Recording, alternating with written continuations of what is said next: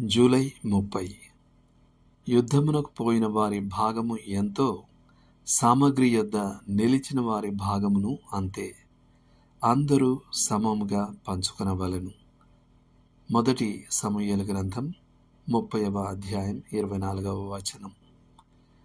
దావీదు అమాలేకీయుల నుండి సిక్లగు పట్టణమును తిరిగి స్వాధీనపరుచుకున్నప్పుడు అతని మనుష్యులలో కొందరు బెసోరు వాగు వద్ద వెనుక నిలిచిపోయిన 200 మందితో దోపుడు సొమ్మును పంచుకొనుటకు ఇష్టపడలేదు.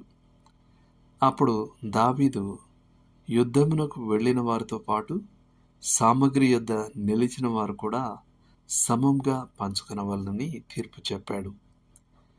యుద్ధంలో పాల్గొనే ప్రతి సైనికునికి యుద్ధరంగానికి వెనుక పనిచేసే అనేక మంది సహాయకులు ఉంటారు. రెండవ ప్రపంచ యుద్ధంలో యుఎస్ సైన్యంలో కేవలం 30% దళాలు మాత్రమే యుద్ధ విభాగాలలో ఉన్నాయి. మిగిలిన వారందరూ engineer, quarter master, ordnance, communications, chemical, రవాణా మరియు సైనిక ప్రభుత్వం వంటి విభాగాలలో పనిచేసే సహాయక సిబ్బంది. ప్రభు పనిలో కూడా ఈ పరిస్థితికి సమాంతరమైనది ఉంది. క్రైస్తవులందరూ సైనికులే అయినప్పటికీ అందరూ యుద్ధపు అగ్రభాగాన ఉండరు. అందరూ ప్రసంగికులు, సువార్థికులు, ఉపాధ్యాయులు లేదా కాపరులు కారు. అందరూ ప్రపంచంలోని యుద్ధ క్షేత్రాలలో పనిచేసే మిషనరీలు కారు. దేవుని సైన్యంలో కూడా సహాయక సిబ్బంది ఉన్నారు. యుద్ధ గమనం మారే వరకు ప్రతి దినము వేదనతో ప్రార్థించే ఆయన నమ్మకమైన ప్రార్థనా యోధులు ఉన్నారు.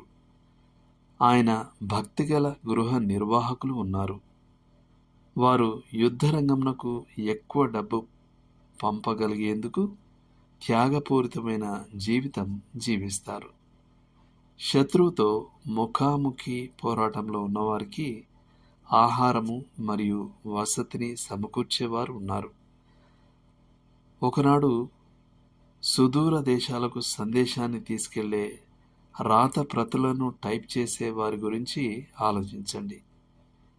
క్రైస్తవ సాహిత్యాన్ని సవరించే, అనువదించే మరియు ముద్రించే వారి గురించి ఆలోచించండి. రాజు యొక్క సేవ కొరకు కుమారులను మరియు కుమార్తెలను పెంచుతూ గృహంలో పరిచర్య చేసే గుణవతులైన స్త్రీల గురించి ఆలోచించండి.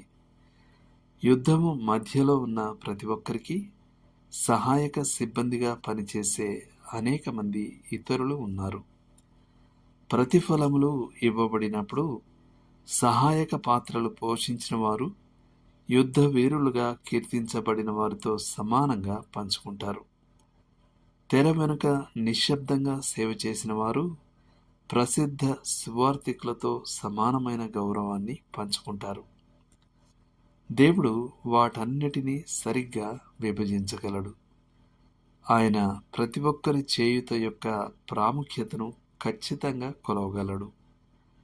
అప్పుడు అనేక ఆశ్చర్యకరమైన విషయాలు ఉంటాయి.